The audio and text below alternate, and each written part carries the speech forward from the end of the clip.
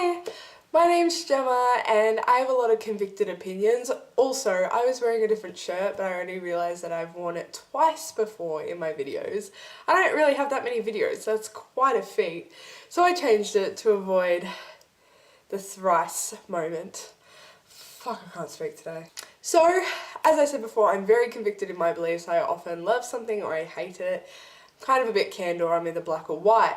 So I thought I would tell you about 10 books that I anti-recommend. The books that you should absolutely fucking never buy. Don't let them touch your hands. Don't let them get in your book depository basket because they are fucking shit. Like, they are so shit. Warning, tacky and gross swearing ahead. I just hate books so much. I'm joking. Quick disclaimer, I'm not famous enough to do disclaimers, but quick disclaimer. If these are your favourite books, fucking thank God that these were able to find an audience, because I am sure that these books were meant for someone. I'm just not that someone. I did not like them for a variety of reasons that I will kind of outline as I go through. These just didn't work for how I like to read, my style, my preference, that kind of thing. Also, a lot of them I read when I was younger, then reread and realised that they were just really poorly written or executed.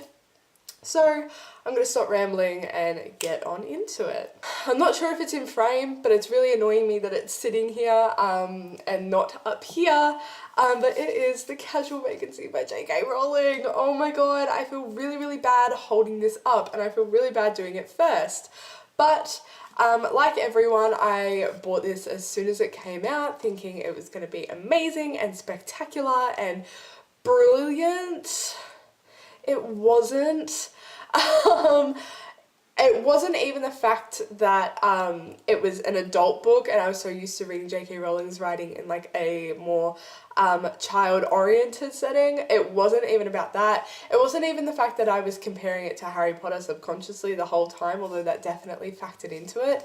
I just felt like it was poorly executed. I kind of walked away not knowing what it was about, and that's kind of sad.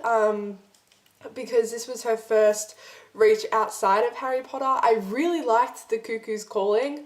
I thought that was really well done. It was really well set out. It felt movie-like, but this felt very kind of stilted and it wasn't executed right, I feel like. And it's a big ass book, so I feel like if you're gonna force people to sit down for 500 pages, you should really make it worth their while, and I just felt like this wasn't, so it's really sad.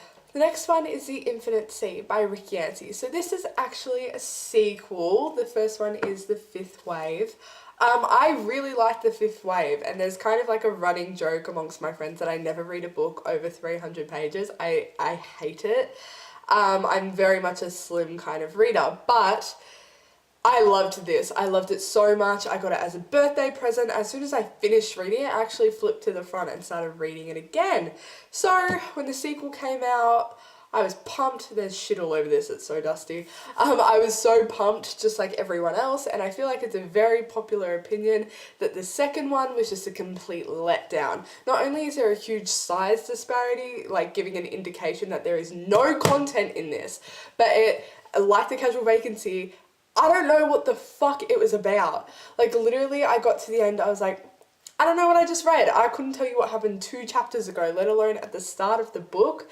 It just left a really sour impression and not enough good content that it's memorable. I think Rick Yancey is a really good writer. It was just really poorly done, and I didn't even buy the third one because of it, which is quite sad because I would have liked to have wrapped up the series, but it was just I have better things to do than waste my time on a series that kind of is showing a downward incline. Sorry. The third one is The Air by Kira Cass. And I know I'm not the only one who fucking feels like this, but what's the main bitch name? Evelyn. Evelyn is the most sour-noted person of all time. I really loved the Selection series. I read all of these books in a day. There were 3 that came before this. I read all of them in a day. I'm just grabbing it because it's here. This is the second part of the spin-off series. I couldn't finish this. That's how annoying Evelyn is. I'm like, you're a damn princess. If you find something to complain about at literally every single turn. Like, I'm sorry, it was just, ugh. It was so annoying to read someone so bratty and so ignorant to other people's emotions, and I felt like the supporting cast was really well done. I forgot the guy's name, the guy that needs an interpreter, because he doesn't speak the national language. I felt he was a really, really strong character, and honestly, I would rather have read 300 pages on him than Princess fucking Edelyn. I think this is a book I've spoken about on my channel before, but I dislike it so much that I'm gonna fucking beat the dead horse. It's Eleanor in fucking Park by Rainbow Rowell. I was expecting to love this. I didn't. I felt like, again, I've literally raved about this in so many videos. I hate it. I felt like my copy was like defected because I was like, where the fuck is the rest of my book? It ended on a weird note. I felt like there was not enough closure. It was just, And it sucks because I really like Rainbow Rowell's writing style. I know Carry On, the spin-off series to her most famous book, Fangirl, that received a lot of negative attention, but I personally really liked it. So I was hoping for spectacular things for this, which I read after both of those books, Fangirl and Carry On, but it was just, ugh, it was so shit. Like, I can't bring myself to say good things about this because honestly I found no redeeming qualities in it except the fact that, you know, we have a main character who is fat and we have a main love interest who is a minority ethnic group. So I enjoyed that element of it, and that's where I think Rainbow Rowell's strength is. She creates really dimensional characters, but at the same time I felt like a lot of the things that those three-dimensional characters, they felt really flat to me, and I just did not like. This is probably the least favourite book on my shelf. I don't even know why I still have it. I think I just like to take it out and look at it, and it's a book that I need whenever I talk about books I fucking hate, so that I can show you guys that I hate this book. I think I've talked about this book as well. I'm a shit booktuber, what can I say? Under the Never Sky by Veronica Rossi. I hated both the characters. Everything about this was just not good. I didn't like the writing style. I didn't like the world. I liked the thing about the tornado thing. Like, I don't even know what it was about. I thought Perry was, I hated the girl Aria. The world was subpar. It just went nowhere. I can't bring myself to say a good thing about this because it went nowhere. The next book is another one that I haven't finished because I'm useless. It's this bad boy, Stealing Snow by Danielle Page. Now, she wrote the Dorothy Must Die series. I loved the first one. They just kind of trail off from there, but I still read them because they're good. So I thought this was going to be really good as well. It fucking wasn't. It's a retelling of Snow White, where Snow White is kind of clinically insane. And then she goes through this mirror, I think. She's in this different world with like witches, and it was just like the worlds weren't built enough for me to feel invested in them. And you know, that's really rare for me because I generally find something to connect with. If it's not the characters and the world or the magic system, you know, sometimes even the political system. So I don't know, I just felt like it was a bit of nothing. Yeah, sorry. Next I have Red Queen by Victoria Aveyard. I feel like this garnered a lot of negative attention when it first came out, and I try not to listen to it, but I definitely see where some of the critics were coming from. It's kind of just an amalgamation of every other YA book I've read, and at the moment, you know, the market is so diverse with, you know, fantasy coming into YA and steampunk coming into YA and like even children's lit coming into YA, and you know, the doors to reading classics are open again. And I don't know, I just feel like if you're going to keep up in such a contemporary diverse market, you can't just be a patchwork quilt of every other book we've all read. So I feel like most distinctly this resembled, you know, Divergent, and I didn't like those books either. So to have something that was just kind of a cheap knockoff, I was like, Victoria, babe, what you doing? And she is so pretty. I know that means nothing compared to her talent, but she's gorgeous to look at. Another book that I'm sure many can agree with me, which is good, I'm sick of being controversial. It's If I Stay by Gail Foreman, and I think Zakaya talked about this on her channel recently, Zakaya Taylor. I completely just lost my train of thought. I was like, either should I start talking about the book or mention the fact that Zakaya is my friend and I'm not just randomly name dropping? Let me talk about the book.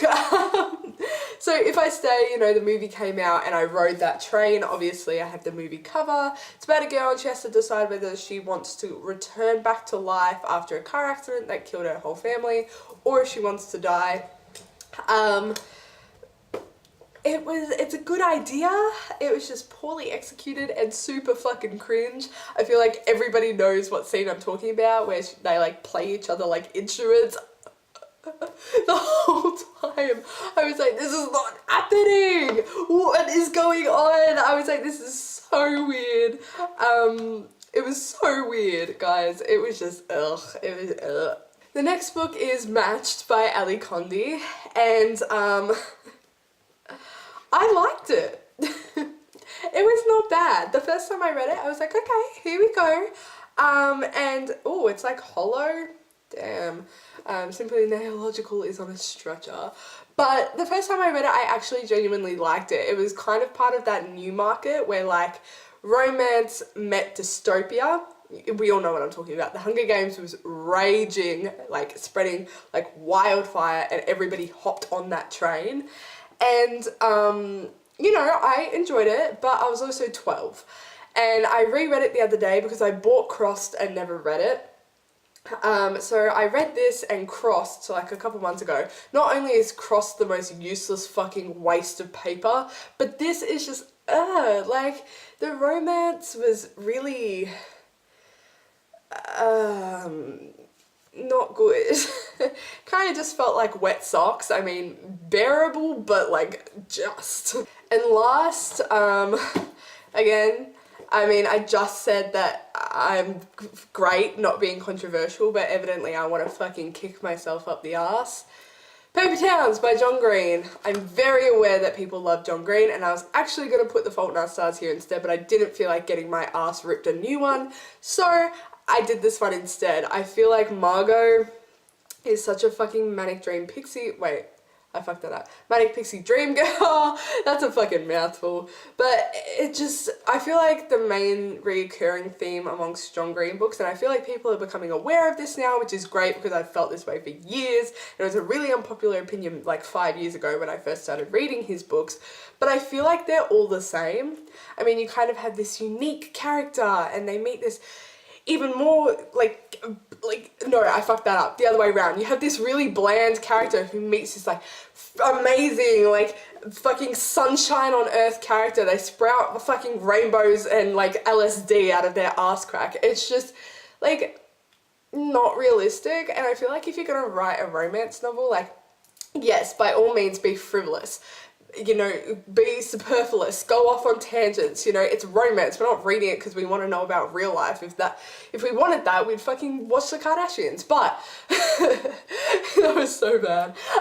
But I feel like in romance you kind of have like at least make believable characters. Like, have an unbelievable romance, that's why we're reading it, but have believable characters. I feel like John Green kind of misses the mark with that. So that wraps up my anti-recommendations. Once again, really sorry if I mentioned a favourite of yours. It's nothing personal, they just didn't work for me. Anyway, that concludes this video. Until next time, bye guys.